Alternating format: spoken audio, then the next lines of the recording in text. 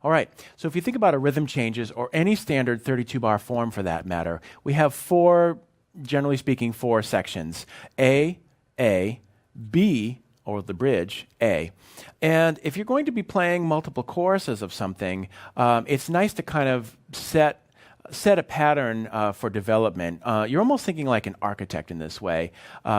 Wes Montgomery leaps to mind in terms of the way that he would structure his solos. You know, he would use, not always, but quite often, especially in a live setting, what they call the three-tiered approach. He would start playing a solo using single-note lines, just brilliant lines, and even within that particular structure, he would use lots of rhythmic interplay, repetition, question and answer, all these wonderful devices to build momentum to his solo. Then the second tier, he would start playing in octaves. And then finally, the third tier, he would use his trademark block chord approach to soloing, which was just, almost like a big band shout type of effect. So a great concept to take home from that is the idea of building up momentum and having places to go instead of just right out of the gate jumping in with a quarter note walking bass line and chords and all of this fancy stuff. If we can start down here, then we have a place to grow it from. So that's what this etude is about, largely.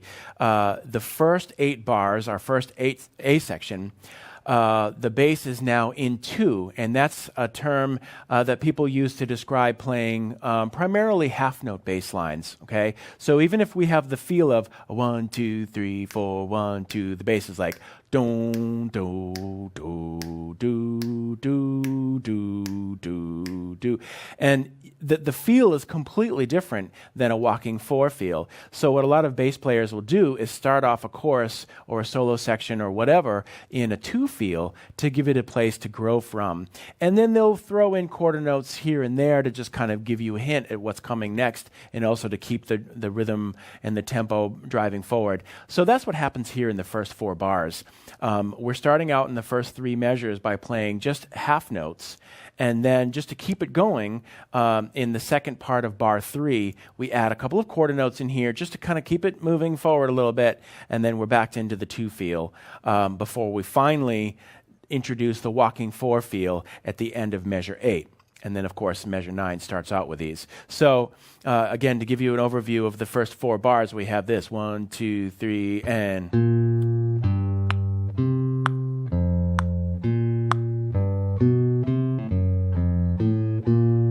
So, again, just a couple of quarter notes and a little 8th note just to drive it home a little bit forward. But we're still sticking with 2. And then the last 2 bars of that first A section are...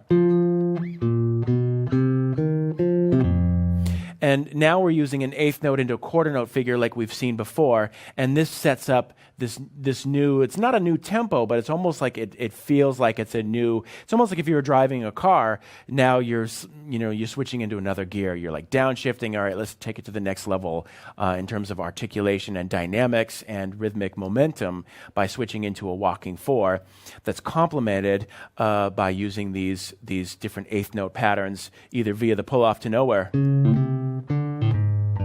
or an adjacent string. Okay, so let's break down the next 8 bars here, 9 through measure 16. 1, 2, 3, and... 1, 2, 3, and...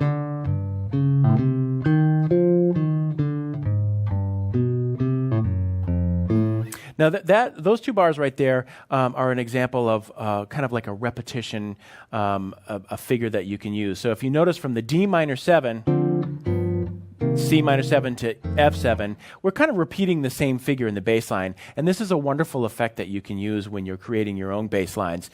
Check it out. We have this. D pulling off to A flat, which is a chromatic approach to G. And then a chromatic approach up into the C. So that move is, and then we repeat the same thing. It's almost kind of like duplicating it or cutting and pasting it down a whole step. From the C, we have another pull-off chromatically above the F, and then a chromatic approach below the next B flat. So it's a nice effect to use to repeat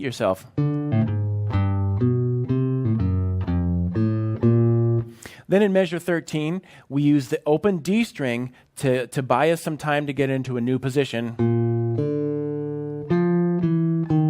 And that would be more effective than staying in position, because if we stayed in position to do that line, now we're up on the D string, and then our tone will be a little thinner up there. So it's okay to go up to the D string for bass lines now and then, but you generally don't want to hang out there for very long. So with that in mind, in measure 13, we're going to start off on the first fret A string, play the open D string, but then we're going to go right up into 6th position here to keep the bass line nice and full using this register.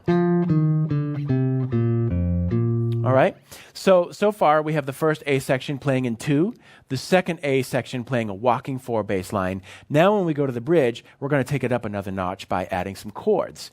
And these will be like, again, if you're walking down the road, these are like little bumps in the road kind of, starting in 17. We're going to play these as short as possible. And we're just outlining a cycle 4 progression of dominant chords. D7, G7, C7, and finally the 5, F7, to take us back home to the tonic B flat. So if we look at the bass line without the chords to start off with, we're really outlining 2 measures of one dominant chord. So the way to do that, in the first measure, we have start up right on the root, go down to the 5, and then back up into the root again. And then we'll just walk our way down to the G. And then we'll do another device where we sort of go lower and then come back up into the G. So notice in both cases there, in all 4 measures, we're targeting the root of each chord. And that, I think, is important in this case. You don't always have to do it, but in this case, it's important to do that because if we have 2 measures with one chord, by hitting the root on each measure, you're reinforcing the sound of the root and the sound of that chord in your ear. And this could be a really important device to use if you're accompanying others. So for example, not only is this style that we're working through great for solo guitar playing, but it's also an ideal way to accompany a singer, an instrumentalist, say if you had a duo gig with a horn player, something like that where you're keeping the harmony going through your bass line. So oftentimes a horn player or a singer will really want to hear that root to stabilize the sound of that chord. So that's a good idea to keep that in mind. So we're coming back to the G, back to it. Now we'll approach the following C chord just chromatically. Okay? Now in this case, we're going back to the G and then chromatically approaching the F. So I guess I lay down a rule and just broke it, but so that's okay. There's no rules. In measures 21 and 22, we're chromatically approaching the G, which is now the 5th of the C chord, but we're just going to stay there for 2 beats and then tonicize the C again, and then chromatic approach to F. Then on the F bass line, we've got a nice little triad, chromatic working up to the 5th, and then a little 8th note figure to the root again. And that's like a nice little ornament that you can use right at the top of the measure. So if we add in the chords now, looking back at measure 17, we've got these quick little staccato figures.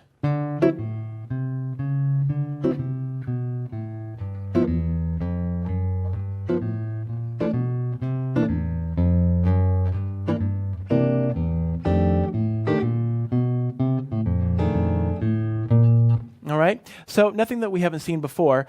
You just basically, most of them are appearing on the offbeat. So again, you pluck those fingers right after you hit the bass note with the thumb, and with your left hand, with your fretting hand, you make those as short and tight as possible.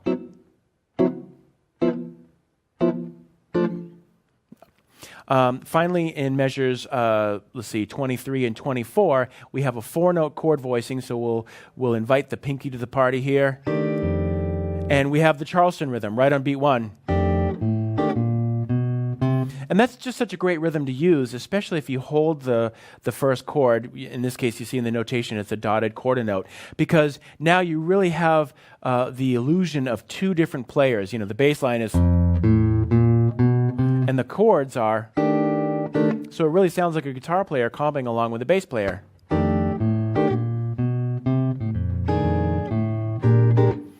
Now we've made it to the last A section. To take it up another level, we're going to do a couple of things. We're going to keep the chords nice and full. So all of the chords will be 4-note chord structures, so 5-note structures, including the bass note. And then we're just going to add like a little a repetitive rhythmic figure that can take it to a new place. So if we look ahead in measures 27 and 28, we have this rhythm that repeats, starting off with an 8th note rest, and then a dotted quarter note. And that against the quarter note bass line creates a nice kind of a feel. It's just...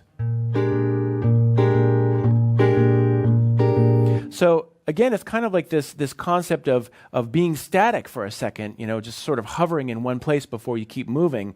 But in this case, just to keep it interesting, we're going to use constant structure and start off with this nice 13 voicing, B flat 13, move it up 3 frets to a D flat, and move down chromatically from there. C13, B13, and back home to the B flat 13 in measure 29. So if we play it in context, we have this.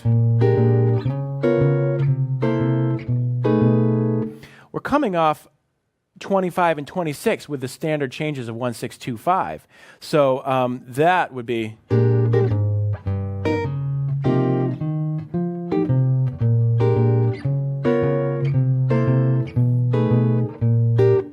And it's just another nice place. It's a nice alternative to just repeating another 1, 6, 2, 5. It takes it to another place musically and architecturally, if you want to think about it that way.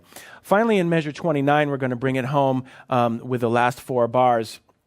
Now this ends off with a little riff using constant structure, and so this might be a nice ending for a song. I thought it would be nice to just add this to the etude so you can see how to wrap something up. But basically, from 29 to 30, we're using our typical chord changes in the progression of 1, moving up to 4.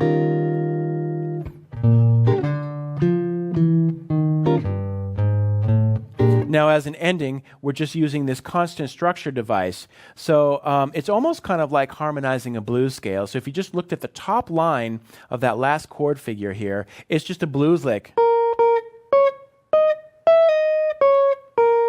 Just as if you were playing a single note solo.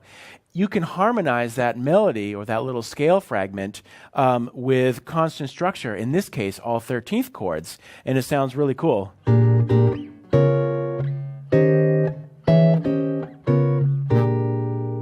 So in time, it's 3, 4. And now you're kind of emulating the sound of a pianist doing a full, 10-finger block chord, or originally the sound of a big band horn section. They would be playing something like, So if you had a blues figure, you could harmonize that with 3 additional notes in the 13th chord. So add the bass in.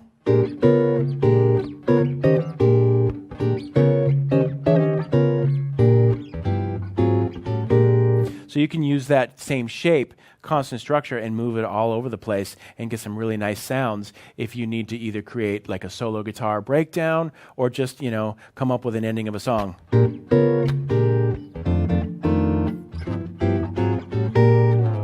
Or whatever the case may be.